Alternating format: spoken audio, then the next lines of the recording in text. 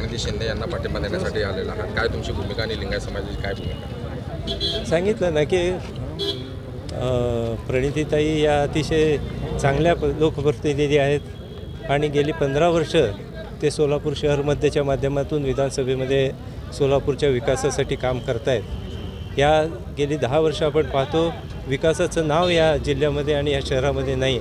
अशा परिस्थितीमध्ये या ठिकाणी आपण पाहतो की फक्त एक द्वेषभावना ठेवून जे काही संस्था चालल्यात त्या संस्थेमध्ये कसे पायात पाय घालायचं, महापालिका संपूर्ण हातामध्ये दिली असताना महापालिकेत विकासाची कामं शहराची करण्यापेक्षा त्या ठिकाणी एकमेकाला त्रास कशा पद्धतीनं जायचं, मोडतोड कशी करायची, अशा पद्धतीची भूमिका घेऊन त्यावेळेसचे लोकप्रतिनिधी काम करताना आपण पाहिलेत आणि म्हणून त्यांना कुठंतरी घरचा रस्ता दाखवला पाहिजे आणि अशासाठी आम्हाला योग्य उमेदवार पाहिजे होता।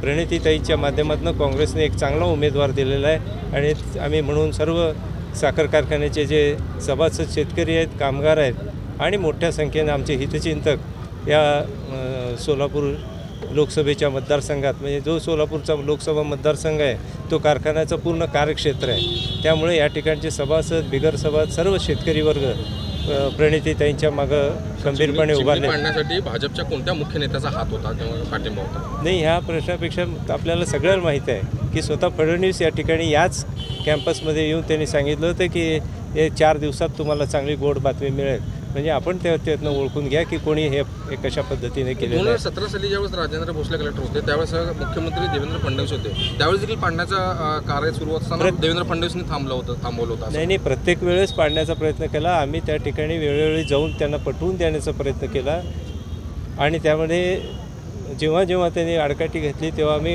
हायकोर्ट आणि सुप्रीम कोर्टमधून स्टे घेतलेला होता।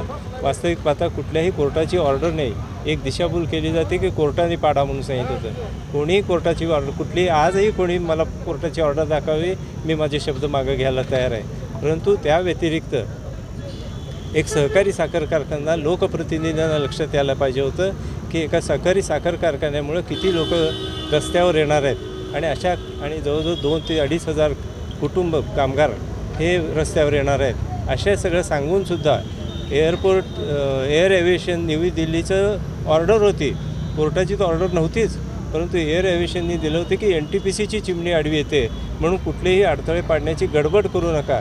हे ऑर्डर असताना पण त्या अशा पद्धतीने की द्वेषभावना त्या ठिकाणी कोणतं चांगलं काम करत आहे अशी द्वेषभावना आणि भाजपचे आमदार जे विद्यमान आमदार होते विजयकुमार देशमुख यांनी तुम्हाला काय म्हणजे एक लिंगायत त्यांनी कोणी कोऑपरेट केलेलंच नाही ना। लोकप्रतिनिधी सोलापुरातले जे लोकप्रतिनिधी आहेत त्यांनी कोणी बदला घ्यायची वेळ आली असं तुम्ही म्हटलंय? नाही की जे विकासानं काम करता असे संस्था बंद पडणारे काम करणार असतील तर असे लोकप्रतिनिधी काय कामाचे, त्यांना घरी पाठवलं पाहिजे।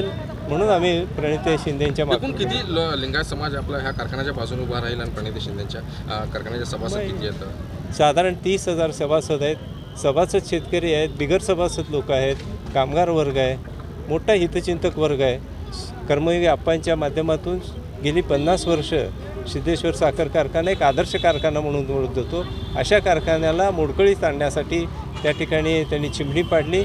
नक्कीच त्यामुळे काही कारखाना बंद पडला नाही, उलट कारखाना चालू झाला, पण विमानतळ अजूनही त्यांना चालू करता आलं नाही। हे खरं त्या मागचं हे आहे। 11 नंबरला भाजप लिंगायत समाजामध्ये हिंदुत्वाचं कार्ड खेळणार आहे, तर त्याच्यावर कशी तुमची प्रतिक्रिया? मला वाटत नाही कुठल्या समाजावरती, एका समाजावरती काही होईल असं वाटत नाही मला, कारण सर्व लोक हे सगळं चित्र बघत आहेत, कोण लोकप्रतिनिधी कसं काम करतं आहे हेही बघत आहेत आणि त्यामुळं एक समाज कोणाकडे जाईल असं नाही, सगळे समाज सगळ्याकडं एक मतं असणारी लोक आहेत, परंतु मेजॉरिटी लोक विकासाच्याच मागं लागतील। कशा पद्धतीनं ह्या शहराचा ह्या जिल्ह्याचा विकास होईल, पाण्याचा प्रश्न कसं सोडला जाईल, महापालिकेच्या मधून शहरातला विकास, स्मार्ट सिटी म्हणाले, स्मार्ट सिटीचा सगळा पैसा आला, सगळा संपला, परंतु स्मार्ट सिटी काही होऊ शकली नाही। इथंच नाही, संपूर्ण भारतात मला दाखवा कुठं स्मार्ट सिटी झाली आहे। नुसतं असं काही तर बोलायचं, स्वच्छता अभियानाच्या माध्यमातून झाडू घेऊन रस्त्यावर लोक आले, परंतु पुढं काय झालं त्याचं? ह्या अशा पद्धतीने ज्या काही योजना आखल्या गेल्या त्या तिथंच थांबलेल्या आहेत। आता कारखाना बंद पडेल असं भीती व्यक्त केली जात होती चिमणी पडल्यानंतर, परंतु ह्यावेळेस कारखाना बंद नाही पडला, गाळप झाला ना सर? कारखान्यासाठी आम्ही दुसऱ्या दिवशी त्यासाठी प्रयत्न चालू केले। त्या ठिकाणी आमचे जे कन्सल्टंट होते त्यांच्या माध्यमात पूर्वी पण चर्चा झाली होती, परंतु वेगवेगळे असे मार्ग अशा पद्धतीने होऊ शकतील असं विचार होता। ते यशस्वी होईल का नाही माहीत नव्हतं, परंतु ज्या दिवशी चिमणी पाडली त्या दिवशी आम्ही कामगारांना हाताशी घेतलं, आमचे कन्सल्टंटना घेतलं आणि काहीतरी पद्धतीनं आपल्याला ते चालू करता येईल का यासाठी आठवडाभर आम्ही त्या ठिकाणी वेगवेगळे प्रयोग करून बघितले. त्या माध्यमातून जुनी जी चिमणी होती त्या चिमणीला लावून चालवण्याचा प्रयत्न केला आणि आम्ही 100% यशस्वी. निवडणुकीस जबर बदला घेणार. नक्की.